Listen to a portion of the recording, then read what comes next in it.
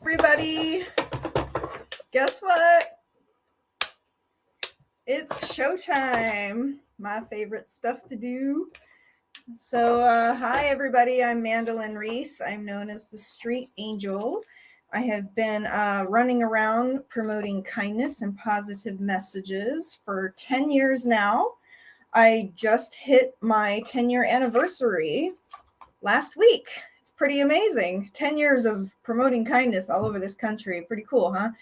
August 17th, 2012 is when I started on a street corner in Los Angeles, California, promoting kindness. I got this higher calling to just go out on the streets, and I'm going to show you some of my posters. This is kind of similar to one of my ones I had in the beginning 10 years ago. I remade it, and it's one of my favorites. But my main theme is like kindness, and sometimes I make other random ones like make your courage greater than your fears, and like the one in the Venrez flyer, do the right thing. What else do I have around here? That's probably good. Maybe one more. Need more unity as one. So yeah, I did a little celebration for the 10 year, and yeah, it's pretty epic. I have to say it's a pretty big milestone. I want to say a couple of other things. I have my show to basically spread advice and enlightenment and guidance and whatever good stuff I possibly can, positive vibes into the world, but also share crazy stories and adventures. And I pick guests who have something cool to share, and also people I've met. I love doing people that I've met in my life or that interest me. So that's about, and also my book, huge update. I finally finished my book.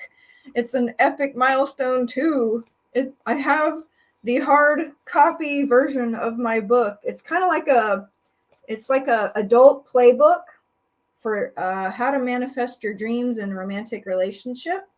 It's actually available on Amazon if you're interested, if you want a hard copy.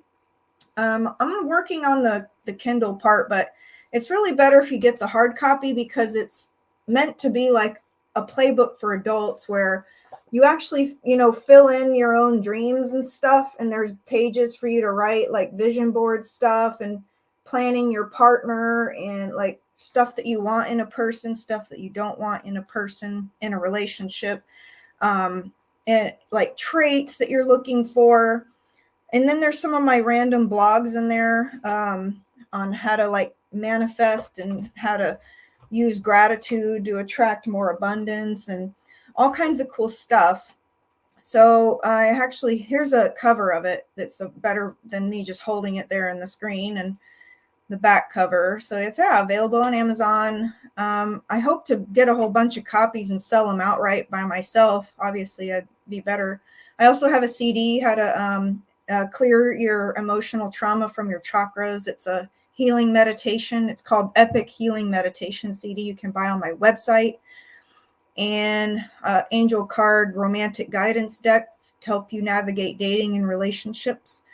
So yeah, that is about that. I wanted to go through. What other updates do I want to share here? I just want to say, like, with my book finished, I honestly feel like complete. I mean, if I never create any other product again, I feel really happy that I've done these 3 products, and I'm like, finally. And it's such a huge deal. Like to get your book done, it's so much work. I mean, I've been working on it since 2018. It's kind of a lot, So if you're interested in my books, I also do healings and coachings. Most of my healing work I do in person, San Antonio, Texas. If you're around, I do healing work.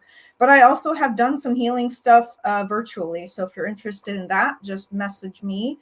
And my coaching and my life coaching, love coaching, health coaching that I do, more like holistic health and romantic relationship guidance. I'm certified in all this stuff, just in case you're wondering. And update number, whatever it is, I drove my mom to Houston, Texas a couple weekends ago. We went to a grief healing conference together over the death of my sister. and I ran around in my wings and connected with a lot of people. They had me get on a microphone and share for new people who are newly grieving, advice for coping through the grieving process. And that was interesting. And so it's like I was still able to help people through my experience of grief and losing my sister, which was a very traumatic death. In case you don't know the story, it's pretty awful how she died and the stuff that we went through that weekend. It's like she got all beat up, she totaled her car off an embankment, and then the next day she was dead. And so it was just like so much happening at once. It was crazy. So that was a huge conference to the Compassionate Friends. You can look them up. It's an organization. It was like 700 attendees, a huge gala, dinners and stuff that they were having, and workshops. So that was cool. And last update on me is I signed up with the Big Brothers Big Sisters program to mentor a kid. I'm going through that whole process. You got to go through a lot of steps before you actually get your kid to mentor, but I'm working on that as we speak. And so, yeah, that's about that. So now let's move into the juicy, fun stuff of my interview today. So I'm going to be interviewing my friend. He likes to go by Ven, and he is a musician rock star in Hollywood. Of course, I spent 4.5 years running around in wings in Hollywood, and that's how we met. So I'm going to go ahead and bring him in, and we'll be talking to him. Hey, Ven. Hey, Angel. How you doing? I always call you Angel. I love it. I really like it when people call me Angel. It just fits. I just always have. So I'll yeah. Start with that. So it's funny. Before we came on, we were talking about how we met. Neither one of us can remember, but it was definitely back when you started that time period here in Hollywood of being the light love angel with the wings. And see, I think that I somehow met you through Andy Dick, the comedian. But you seem to think you met me before that, and we can't remember because we're so busy meeting people in Hollywood. We didn't. Yeah, I think it probably was Andy Dick. I think it probably was around that time period. Although you just had this kindness and light about you, and I really loved what you were doing. So we became friends right away, right off the bat. We've been friends for quite some time. I follow everything you do, and through the good and the bad, and and my prayers out and condolences to the loss of your sister. I was very much aware of that situation. Thank you. Yeah, it was crazy. And just what's your website again, so I can make sure I try. Okay, it's venreztheband.com. VENREZ theband.com. That's what I thought. I just wanted to verify before I had it streaming live down there at the bottom of the screen. So tell us, how did you become a rock star? When did you get started? Have you always been a musician? Well, I started when I was very young. I started playing piano, clarinet, and such when I was about 9. And I always sang, and I was about 17. I hooked up. I had a good friend. I'm still good friends with him. He played guitar, and he knew some rich kid with a basement in the house who was a drummer. We had another friend who was a bass player, and we just started jamming, doing David Bowie covers. Yeah, we're talking 72 or something like that.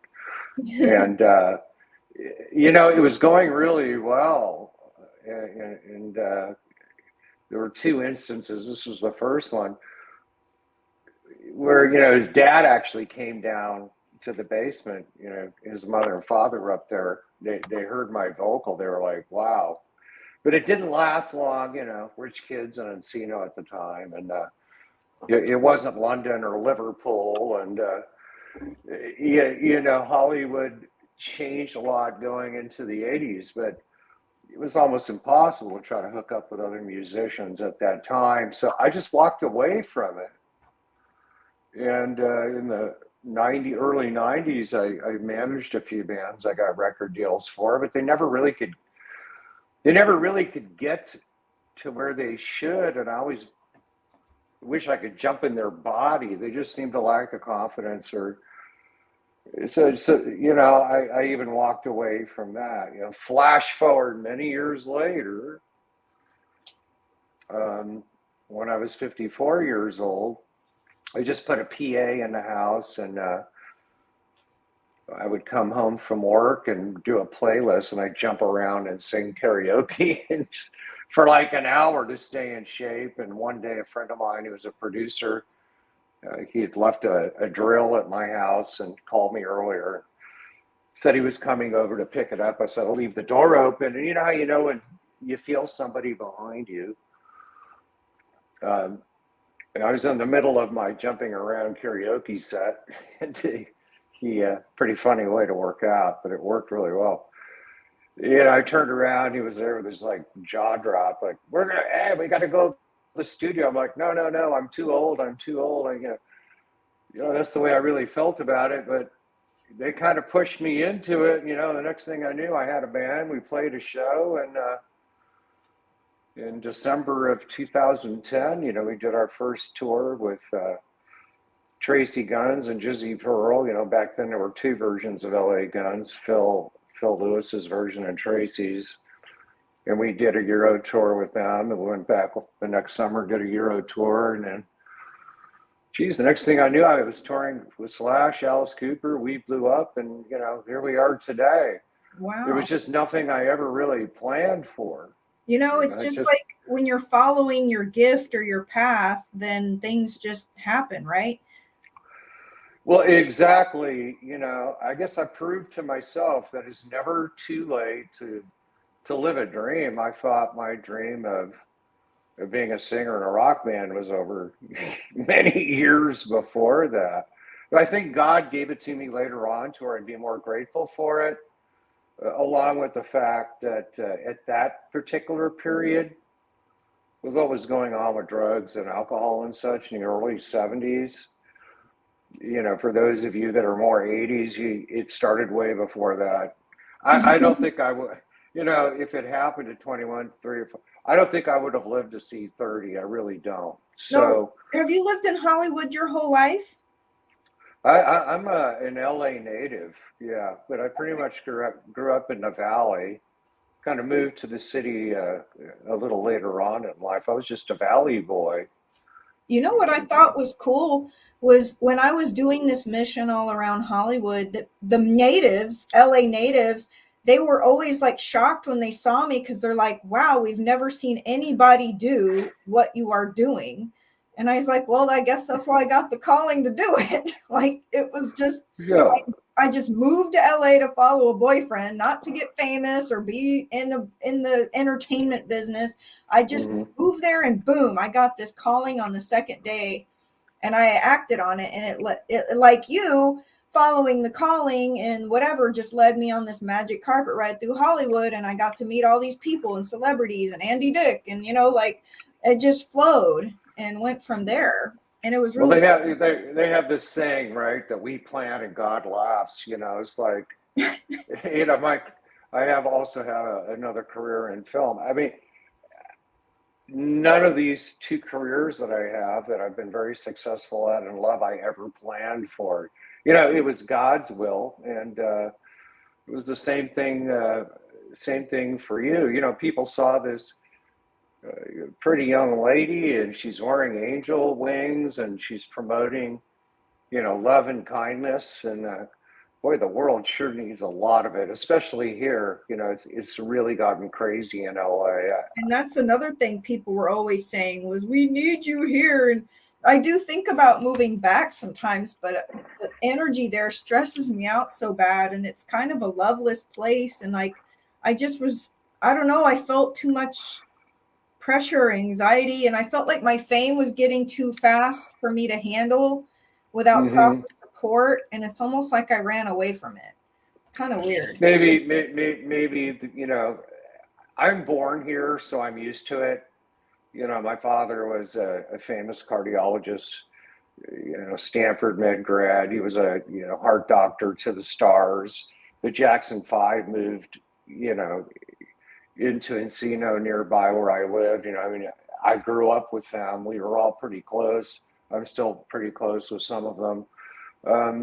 And I was just used to celebrities around me all the time. So it's really normal. But when you come here from somewhere else, and then you get caught up in that vortex, Right.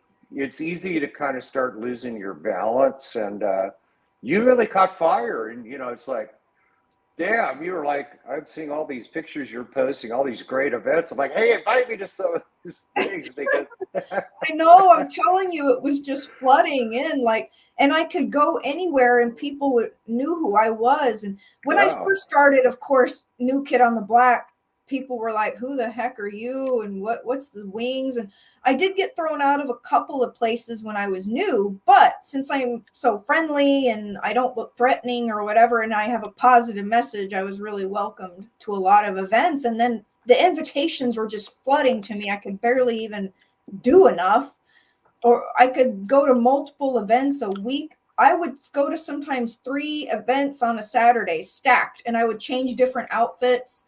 It was crazy. I was watching it, and I was home bored, because it's really funny, some of us in the entertainment business, especially performers, we're not really comfortable being around a lot of people unless we're on stage, and I'm one of those kind of people because I'm very empathic like you are.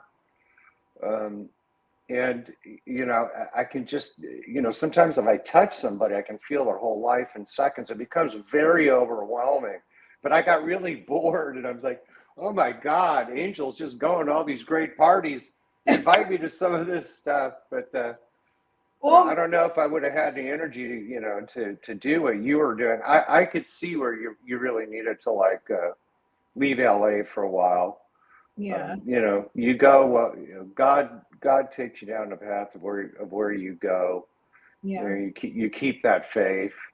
But that's what happens when people come here. They become celebrities in film, TV, whatever the case may be. They get caught up in that scene and their drugs, alcohol, and you see complete destruction of people. I've seen a lot of it. Because I was born here. I've lived here my whole life.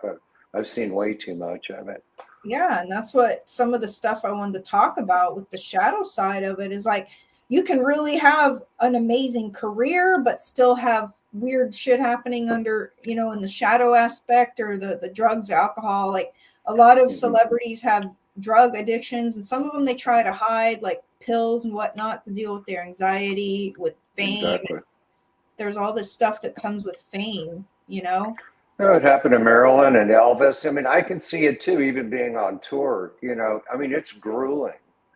And especially if you're somebody like a Britney Spears or somebody similar like Beyonce, that's a heck of a show. And if you're out on a World 40 show tour, there's a pill to help you, stay awake, give you energy. Then there's a pill to go to sleep. The biggest issue is, you're on tour, you play a show. In Europe, they're later, in America, they seem to be a little bit earlier, but you're just wowed.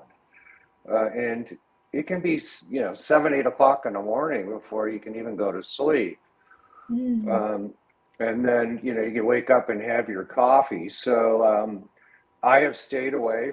I did participate heavily in the 70s. I realized I was going to die if I didn't stop, so I did. And I've toured quite a lot over the last 10 years.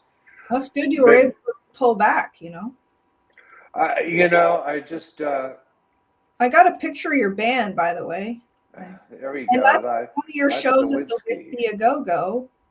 Yeah, well, the pandemic hit us hard. We're playing the Whiskey A Go-Go for There's the first a picture of us. time. Yeah, there we are. Yeah. Absolutely. We're and playing Wednesday. I want to say, this is me returning the favor. Remember that trip I went to LA and my housing fell through the night before, and I was like, oh my God, I'm flying to LA, and my, like, literally the girl who was going to host me dropped the boat. And like, I was like, am I going to sleep in my car tonight? It was so last minute. And you saved the day. Like, you contacted me and you're like, hey, I have this guest house in the backyard. You can stay in it. And I was like, oh my God, thank heavens. Yeah, absolutely. You'll be safe there.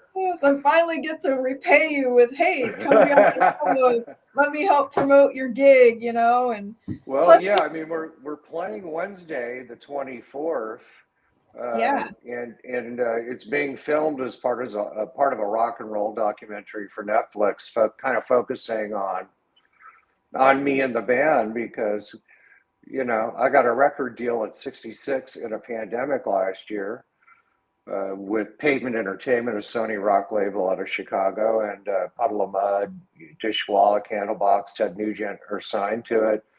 And our debut album came out on February 25th of this year. And our first single, Show Me, hit #2 on the Foundations chart and number 16 in the Billboard Top 40 at the age of 67. And they're like, wow, everybody wants to be a rock star. Look what you've done at that age. that's Sending awesome. that message, right? It's never too late to live your dreams. And Yeah. so we're playing this is our first live show in 2.5 years because of the pandemic. Good things happen. We got record deals and went in the studio and made a great What a album. blessing. I'm grateful that you have these awesome underlying themes. Like, the theme of today's show is it's never too late to work on your dreams, experience your dreams, manifest new stuff, content, shows, record deals. You just got a record deal with Sony, and you got a Netflix documentary. I mean, epic. And like, it's crazy. Still going. So you, as the viewer, work on your dreams, make vision boards and just keep following your passion or your talent, or keep at it. It's like, it's a journey. It's not about a specific destination. Just be on the journey. Well, yeah, I mean, Jim Carrey's story is pretty much falls in that line. He went up into the mountains in Malibu for a hike before he really hit it. The Mask was what really broke his career. He wrote a check to himself for $25 million. I remember that. Yeah, he put it in his wallet and said, "That's what I'm going to make." And he did. He got $25 million to be in the Mask. Yeah. It's kind of psycho-cybernetics manifestation. If you believe everything's possible, which I tattooed on my inside of my arm like a message to never forget. Whenever I get negatized or freaked out, I look at that to remember. What does it say? It says, if you believe everything is possible, like I scripted it right here on the inside of my left arm. I love that. And then, that kind of connects me back with God and my faith and higher powers, because we're human beings. And some of us have different paths than others. But, sometimes you get caught up in the humanity of yourself, which is probably what happened to you when you were here in LA. You're supposed to be wherever you're supposed to be, Angel Lady. Yeah. Well, I'm really struggling to fit in here in San Antonio still. Like, I don't know if you know this, but so I moved to LA 2012. I got the calling. I was there about a year and a half, and then I got burned out the first time. And I was like, I need love. I need support. I moved home to San Antonio all of 2014 and only lasted a year. I was like, I miss LA. I'm going back. And I moved back to LA, lasted another 3 years, got burned out a second time, which was like the worst. It was like I couldn't even barely pull myself off the floor. I was like starfished on the floor crying, like before I moved away, because I was like, I'm so burnt out, like exhausted, depleted, like drained.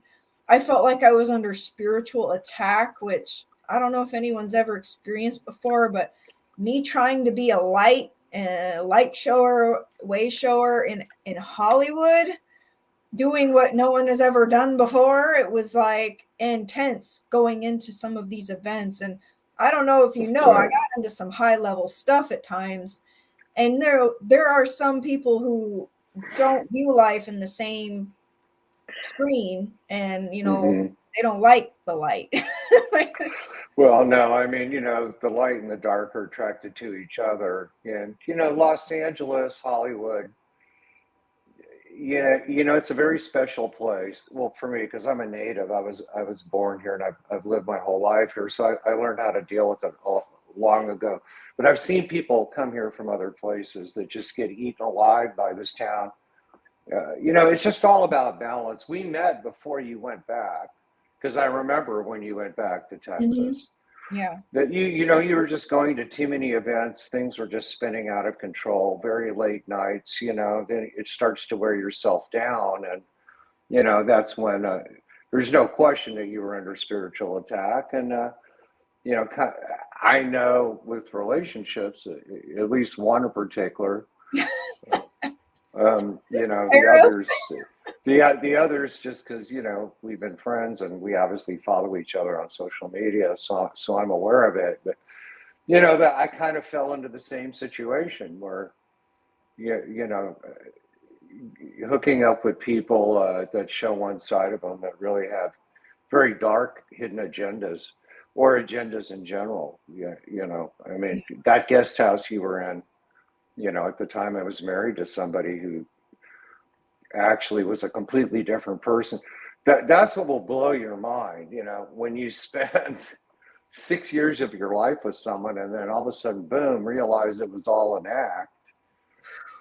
And that person was acting the whole time. And some people here are very good actors, as you know.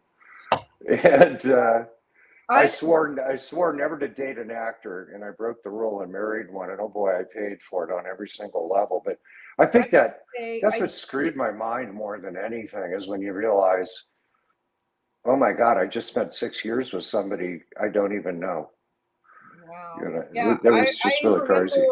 Meeting her, and I didn't get good vibes, and that's all I will say about that. Yeah. I sensed the darkness and saw it in the eyeballs, and I was like, Yeah, everybody saw it except for me, and I saw the same for you. That we have to live our lives and experience those things. Yeah. I spent 5 years feel like I was chasing that fool, like in this weird love thing, and it was embarrassing. It's sometimes some people make you embarrassed for loving them, and that's kind of what happened with me. I was just really embarrassed that I wasted that time loving someone that didn't even give me the time. Well, it isn't. It's part of the learning experience. It's not really a waste of time. It's just a matter of really getting to know who you are. That's been my experience. Getting to know who I really am. And, when you do that,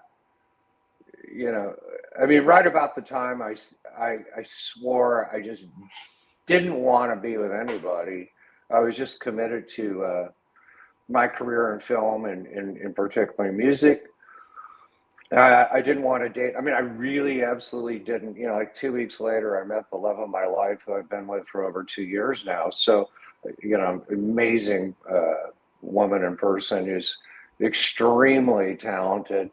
In fact, she directed the music video "Show Me," which actually got us the record deal, and that's the single that hit number 2 and number 16 on the charts. So I think when you don't care anymore, or you're not looking for it, when you least expect it, it comes. You just have a lot of love to give to the whole world, and sometimes when you're giving all of that away, you'd like for some of it to come back to you in a personal way. Right. So what? It took me 65 years to meet the right person. So you're doing good.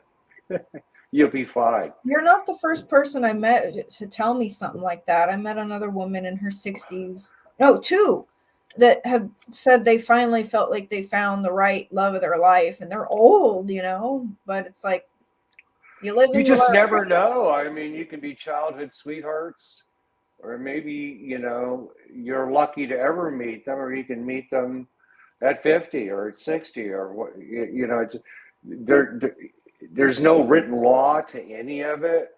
I think one of the secrets is to really focus on yourself, be comfortable in your own skin, really learn to love yourself and appreciate who you are as a human being, and then you you can actually truly love another and attract people that are like you, that are capable of that. Right. Because I feel like I need someone who fully supports my mission, not just sometimes or not just partially, like fully supports me. Otherwise I can't be with someone like that who's like tearing me down Well, or absolutely, embarrassed if well, I put on my absolutely. wings or, because I've experienced that. Well, you're a powerful human being and female. You got to be careful in today's world. If you call somebody a woman or whatever, I don't even know. Sometimes to catch myself between all the different. You understand what's going on with genders and things of that nature, but I happen to know that you're a woman because we've been friends for a long time. You definitely need that support, and you have a very special light about you and a very special mission, and insecure narcissistic people are going to be attracted to you. They're going to want to suck that from you because Yeah. you have you what you possess, what you do. It's so much of light and love that if they can, if people, if you can't build the Taj Mahal, burn it down, is what one of my closest friends told me years and years ago, and he was so right. They just want to take and suck everything from you, so they can make themselves feel better about themselves. And that's Yep. why I try to surround myself with strictly uplifting people. The thing with Energy your vampires is what you're talking about. Yeah, they are vampires. They have hidden agendas. I mean, they're everywhere. There's just as many of them in San Antonio as there is in Los Angeles. It's just in Hollywood.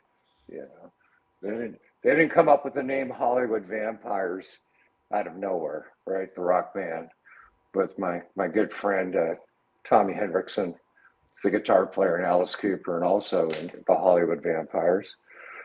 Well, it's very true. It is very true. But you're needed everywhere, and potentially maybe not just in the United States. You're still really young. I don't think you've scratched the surface of God's plan for you yet, in my opinion. I'm sure you're right. Well, I have been a little bit outside of USA. I went to Jamaica, I think. I can't remember. I went to some place that goes a resort. And for some reason, I can't remember what it's called right now. Oh, I've been to Hawaii, but it's still USA. But Hawaii is, out in the middle of nowhere. Right.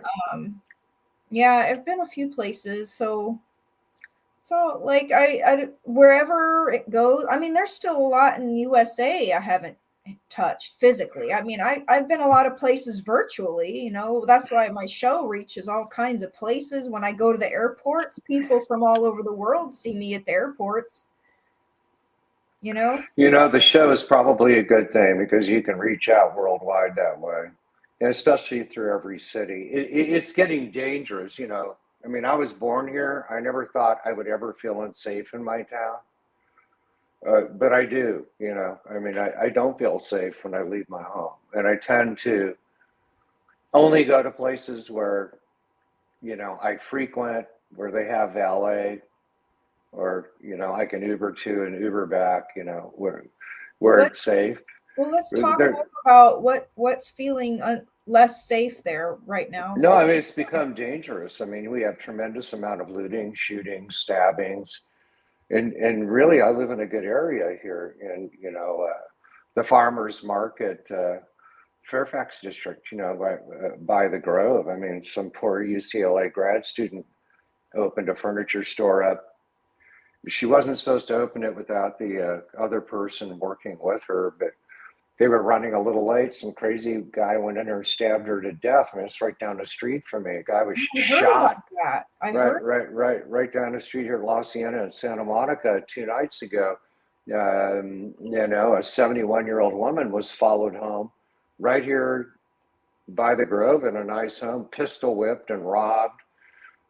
There's just shootings, stabbings, crazy things going on almost on a daily basis here I in heard Los about Angeles. one particular robbery where these guys basically assaulted this rich guy at an outdoor like Beverly Hills cafe and stole his $500,000 watch. Like, who has a $500,000? No, $500,000 watch. Like, wow, you must be a Well, billionaire. to each his own. But I mean, the police said, hey, be careful, don't wear too much jewelry or the car you drive. And I mean, like, I don't know. I don't even recognize this country right now. And I'm not a real political kind of person. I let my songs kind of speak, for themselves. But things are getting very dangerous all through this country. And San Antonio is a very beautiful city. It's a safe place to be. And Austin, Texas, which is, a great a great music town with some really good bands that have come out of there. We have a band coming all the way from El Paso, American. I can't remember. They changed their name. They used to be Crash. Yeah, American Sellout. They're direct support to our show this Wednesday at the Whiskey. You can buy tickets on our website, venreztheband.com, or just go to the Whiskey. We're headlining that show, and it is being filmed for a documentary. It's going to be a great night. It's also Ukrainian Independence Day, and we've got a lot of American Ukrainians coming, and we're donating like half the ticket sales to Ukraine, things that kind of make it a healing thing, charity thing. That's awesome. Well, that's why you're awesome, and I like you. Oh, thank you. We've always just like understood each other somehow. You have a new album and a new song is called Purgatory Awaits, right? Yeah, well, the record company wanted us to start. I mean, we got a ton of music. We continued to write and record all through the pandemic. We've probably got 6 records worth of stuff we haven't even recorded yet, but they wanted to go with a 6-song EP. 2 of the songs we'd already recorded they liked. They picked 4 more. My drummer's French. He had to go back to France during the pandemic because, he was on a work visa that only allowed him to do music. And, nobody could work. Everything was shut down. So the European Union, April last year, they wouldn't let anyone leave. So Stephen Perkins, a good friend of mine, he's also the drummer in Jane's Addiction, who's going to be touring with Smashing Pumpkins very, very shortly. He came in and actually Stephen Perkins, the drummer from Jane's Addiction, played drums on 4 of the 6 songs. It's called Purgatory Awaits. Now, the first radio single was Show Me. And this show Wednesday is the first time we're going to play most of that record live. And these new songs sounds great. But as you know, we have 4 previous full 10-song LPs that we released on an indie basis prior to getting the record deal on this album. You can buy it on Amazon if you're in the United States, distributed by Sony. Just if you want a CD, there's no record stores anymore, so you can. Purgatory Awaits by Venrez, Venrez on Amazon. If you, we don't sell it on our site because it's a Sony distribution. Then you can buy the physical CD, but most people. Don't listen do to that it for anymore. free. Yeah, they listen to it for free, and I still managed to sell my Epic Healing CDs. Like sometimes people still buy them, so I don't think they're completely dead of a contraption yet. I don't know. I got like 3.2 million streams or whatever on Spotify. I got a check for $72. I've gotten checks for like 32 cents and such from BMI. We don't make money anymore. Man. No, we make money touring and selling merch, and of course, exploiting the copyright. And you can see that from like the show Stranger Things, which, have really resurrected some artists, whose songs were picked for those shows. So like a TV commercial, a very big feature film or a very popular TV show, that's where sync licensing, that's where you can really make money. But if this was 1976, it would be a different story. But people just don't buy CDs anymore. If you're on tour, they do. They'll buy Yeah, it. they love merch. So you always got to make sure you got like shirts and sweaters and whatever stuff they can buy, hats, I don't even have a CD or DVD player in my house. Everything's streaming. Oh, You stream it wow. to your computer, you stream it to your television. I And still have a CD player. well, I mean, you can everything. I'm with BMI. Everything just goes right to YouTube once it releases. So why would someone buy an album when they can just go to YouTube and listen to it for free? Right, that's true. That's the way it is. The only people really still making big money selling records are primarily country music, and then of course some of your bigger R&B and pop stars, like Beyonce. She'll still sell a lot of records, but country music is really in a category of itself. Those are the top artists sell a lot of records still, but not in rock and roll. No. Well, I want to say I'm going to list. We got some viewers who posted comments. Let's see if you recognize any names. Diana Puzikova says, "Hey, Wade Mangarelli." Yeah, right. Wade Mangarelli works for Sony Film. He's a great fan. He's coming to the show. He reserved a whole table. Diana Puzikova is my lady. She directed Show Me. Amazing director. I did also produce a film on COVID called Still Suffering. You can watch it for free on Tubi with commercial interruptions, or on Amazon. It's called Still Suffering. It won 22 or 3 international film awards. It's in major distribution. She directed that. Very, very talented lady. Cool. Well, that's awesome. We got Polar Echo from YouTube says hello. For someone I know, Philip Greenfield, hi. He says you look like Howard Stern. Yeah, I get that everywhere all I go. The time. Yeah, Polar Echo's playing drums for us right now because Victor Singer, our drummer, is in France. He may come when we tour. Polar Echo is Mikhail. His wife is Yana. They're good friends of Diana and mine, and he's a great drummer. Yeah, he'll be playing drums for us Wednesday night. Rehearsals have been off the charts. I'm glad you got people watching and supporting you. And just a quick shout out to the audience. Thank you for watching the show and supporting randomness we're collaborating tonight. No, I think we should support peace and love and kindness to everybody. I think the world has never needed it more than it does right now. That's why I really, really wanted to do your show. We talked about it. Yeah. And you usually have a different format. We were trying to figure out how I could fit into it. But, my message is light and love too. But my message is delivered through lyrics and music, not as directly.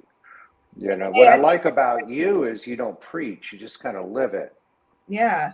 I mean, other than the posters, but it doesn't seem preachy. It's more colorful and,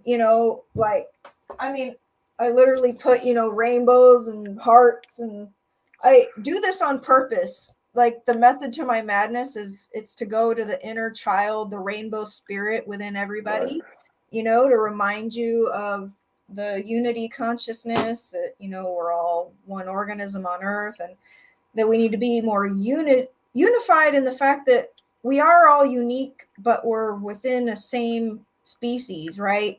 You strip off our skins, we're all just kind of bodies, and then we're energy and we're a soul that experiencing life through our eyeballs, Well, God gave humanity freedom of choice.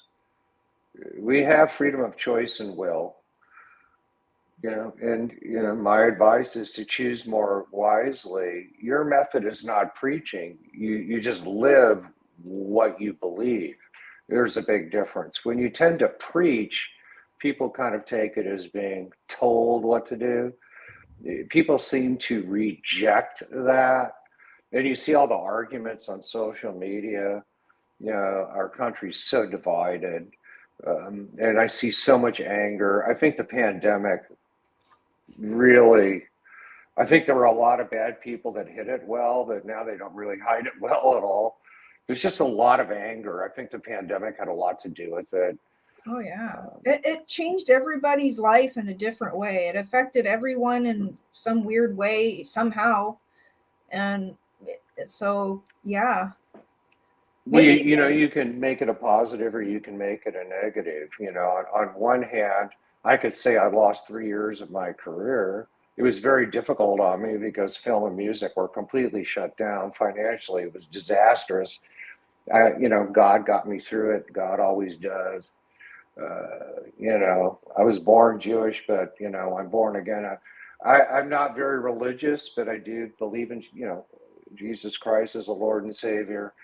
That's somebody they're still talking about so powerfully, so many thousand, over 2,000 years later. Had to be a remarkable person. I have a deep faith in God and a great creator of souls and Christ, and I have a special relationship with them both. Um, but it's been tough, It's been tough. Yeah. You got to check yourself, Well, you really do.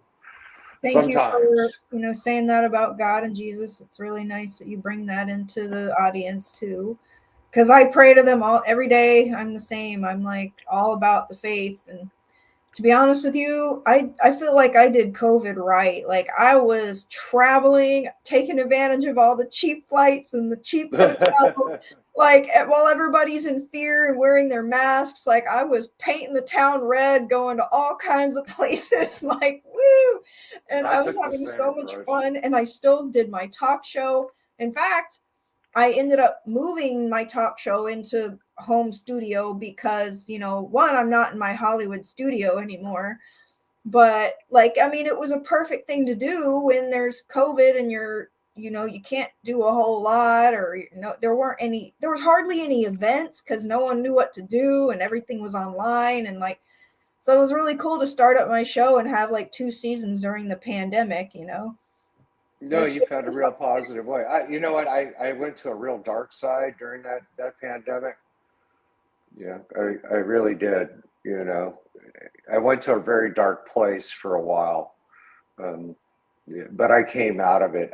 I look back at my entire life, and there's just so many episodes where it was obvious divine intervention. There's just no way to ignore it. Yeah. And I do pray every day and have since I was very small, but I never pray for myself. But it's just no matter what happens, it just seems like God always gets me through everything. I'm amazed. Same here. Really, I mean, doesn't it seem amazing how we've gotten through some things?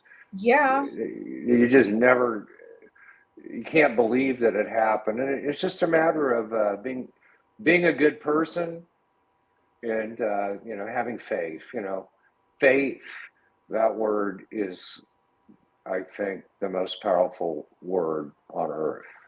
Yeah. I used to have a poster that said have hope and faith, and somewhere along my path, I don't know where that poster went. I have to remake that one too. Like I swear sometimes my posters just vanish or they get ruined.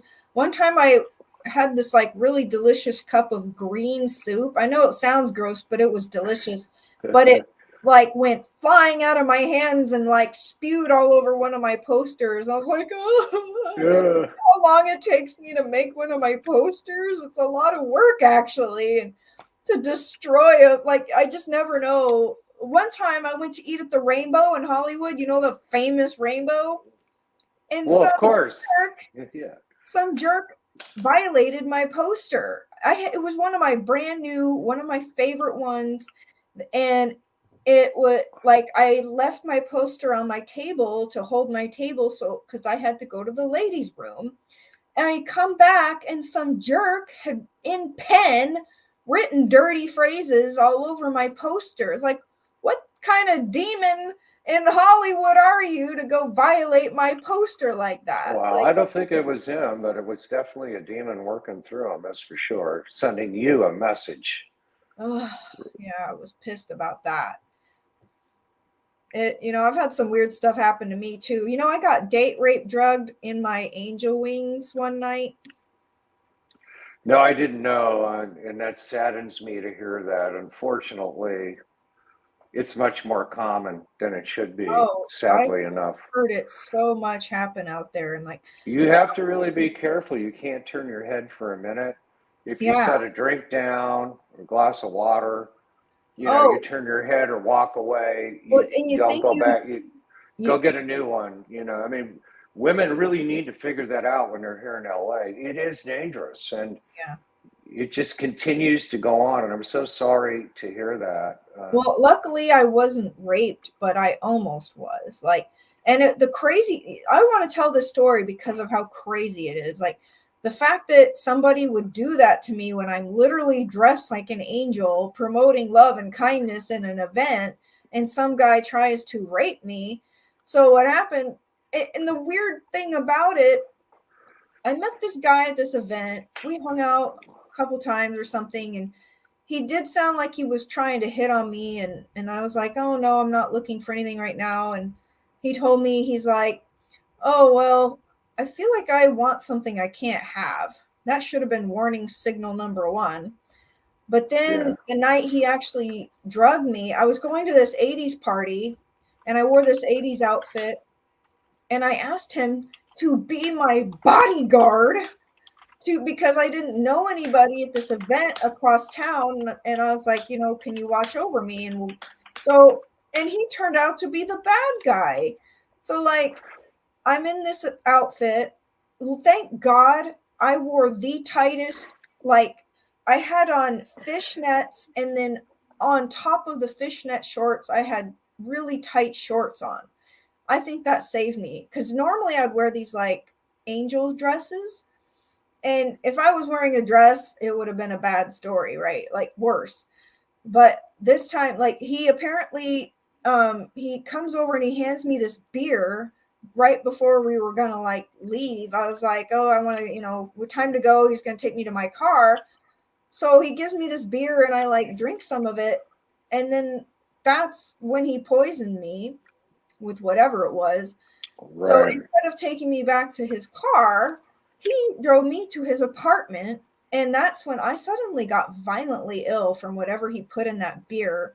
Like, I had to go to the bathroom, and I was just throwing up and throwing up and throwing up, and it wouldn't stop. Like, I could barely breathe. I was throwing up so much to the point of dry heaving, and then it just wasn't stopping. It was going and going. And he still comes over to me and he's trying to like give me a pill. I don't even know what this pill was, but thank God I pretended to take it, and I put it in my pocket, and I was like, I ain't taking this shit out. Can't you see I'm throwing my guts up? Nothing's gonna stay down anyway, Anyway, he comes in the bathroom and he picks me up off the floor and he takes me to his bed and he starts trying to pull my clothes off.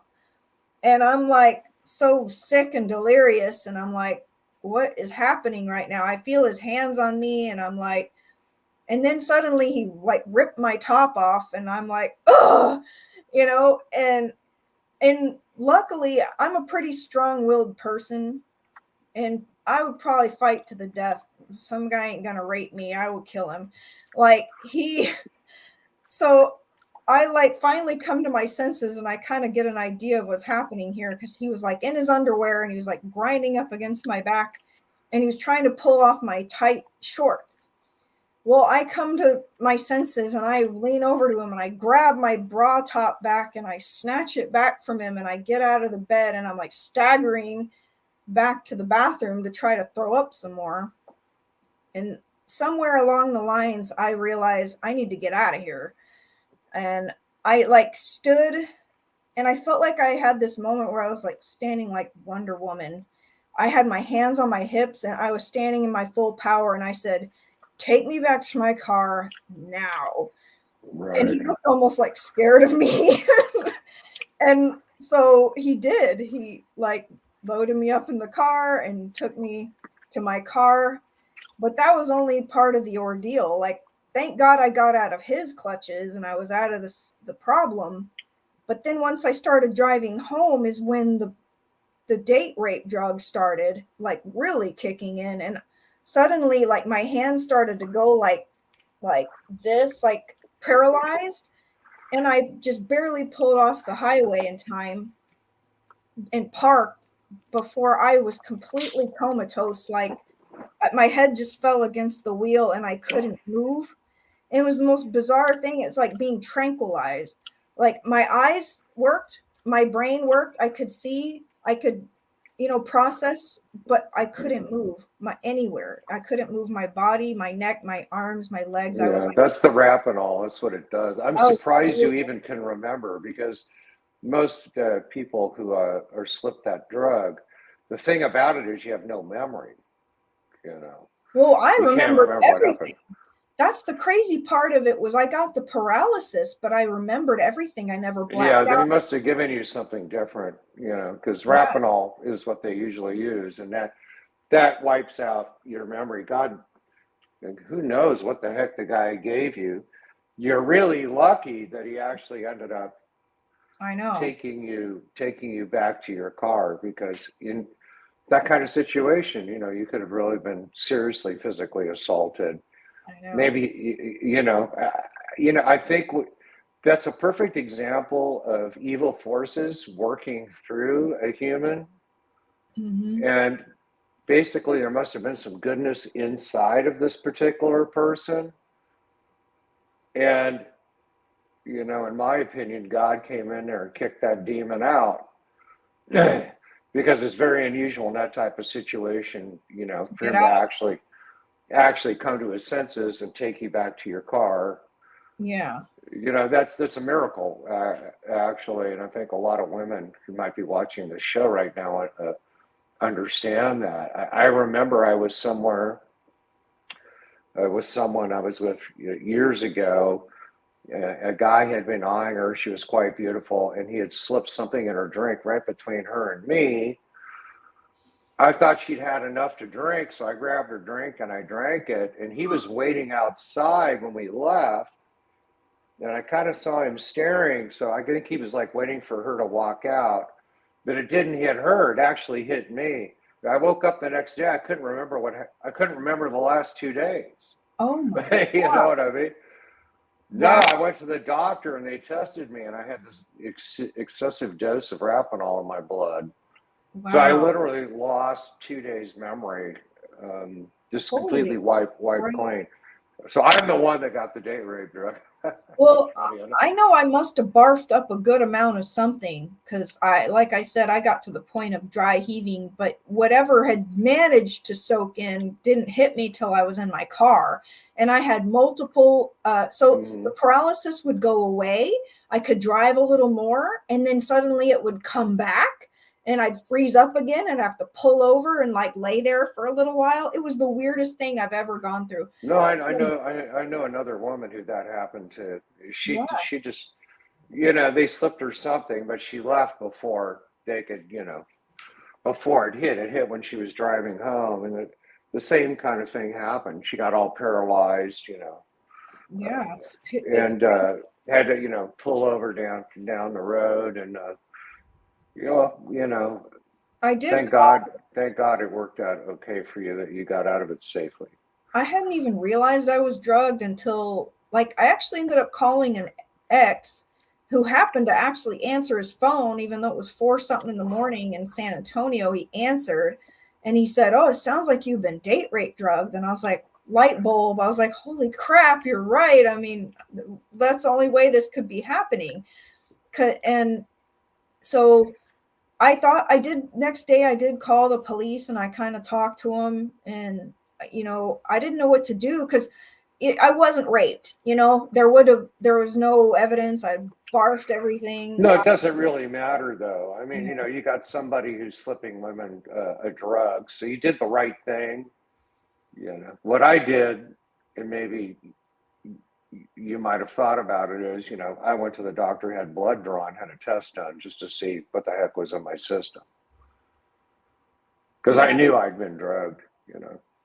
I didn't do that. I just assumed like I knew I was drugged, but I didn't know if it was, if I'd barfed it all up or not by then. And um, it was very strange. I don't know. I didn't know what to do. And I thought long and hard, like if I should be filing something against him. And they're like, well, unless you have evidence we can collect, like, I don't know. It's just this Well, long he break. did assault you.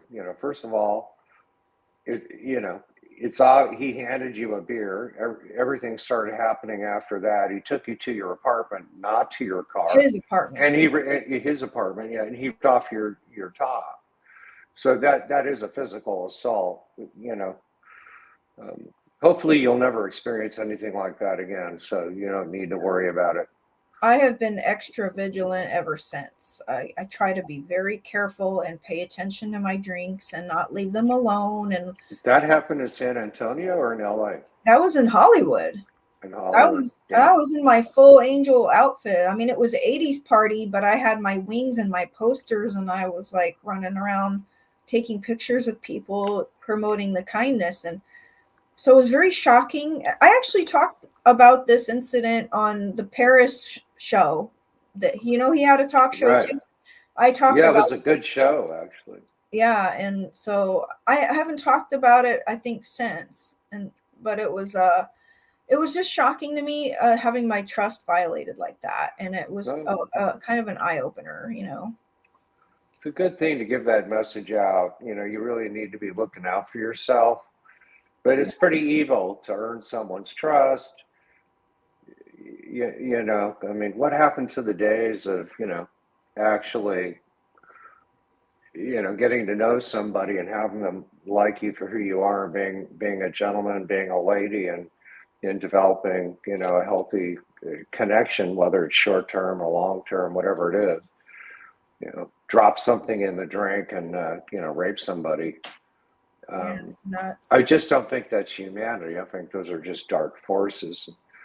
The person's probably empathic. Like I said, they actually took you back to your car. They probably woke up, because what happens is, people get possessed literally by demonic forces. They're not themselves. And then they snap back and like they're, oh my God, what the heck am I doing? And I forgot to add, this is the trippy part. So while I was with this guy at this event, he had on this sweater.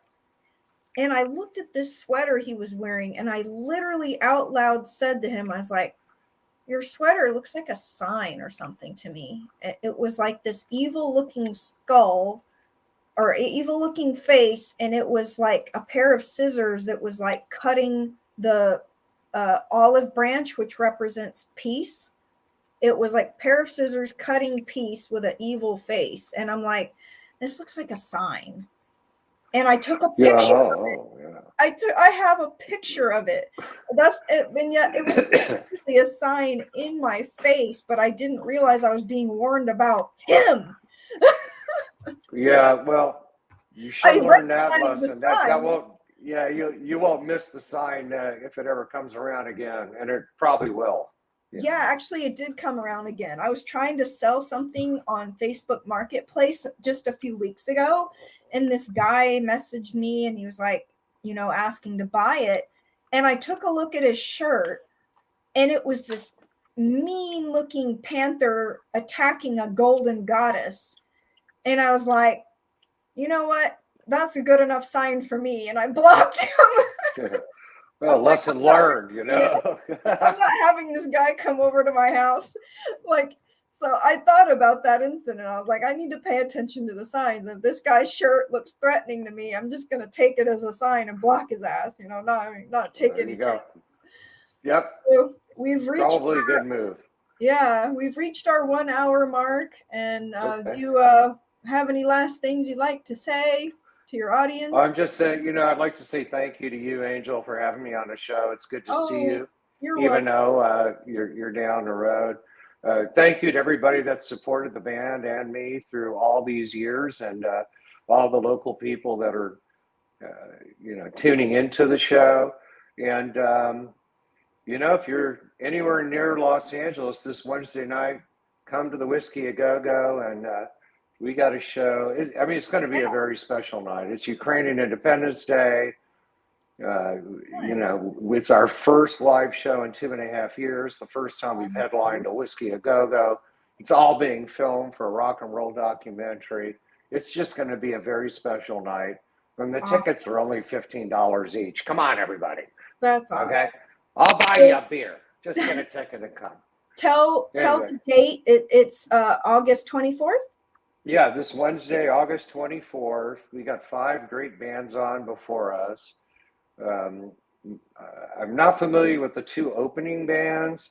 The third band, Sonic Octane, we've toured with. They're friends of ours from Colorado. They're coming out from Colorado for their first ever whiskey show. And then Daniel, the lead singer in American Sellouts, I've kind of been his mentor. He's been kind of like my little protege. He came to a Venrez show at the Whiskey years ago, and it kind of like latched on to me as a mentor. And they're coming out from El Paso for direct support. And the Sonic Octane and American Sellout are great rock bands, and I'm honored that those guys are playing before we take the stage. That's so cool. You got a documentary being made on you. Amazing for Netflix. That's so cool. Yeah, Netflix. The producer pitched it to them. They gave a value to it. They really loved the concept of it. So they'll get first shot at it, but it could end up going to Hulu or Discovery or Paramount, or Stars. I'm not quite sure yet, but it will be going into a streaming television station or into major distribution. What time does your show start at Whiskey A Go Go on the 24th? Well, the doors are at 6, and we will take the stage at 10:30 p.m. sharp. We're doing an earlier show. If it was a Friday or Saturday, we probably wouldn't go on till midnight. But we'll be on at 10:30, and we've got a blistering 45-minute set for y'all. So it's a weekday, and it's all ages too. You can bring your kids, Cool. Come all on right. out.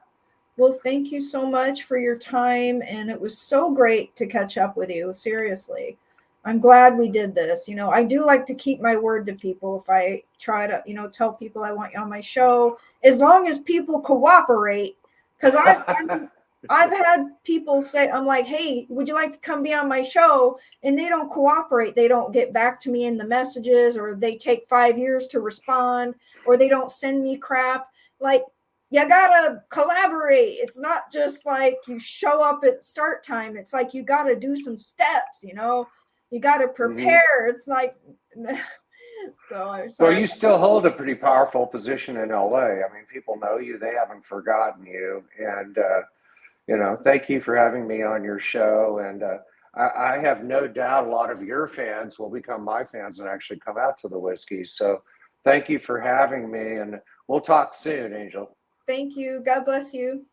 God bless you too. Bye-bye. Take care, everybody. Thank you, everybody. Watching. Bye-bye.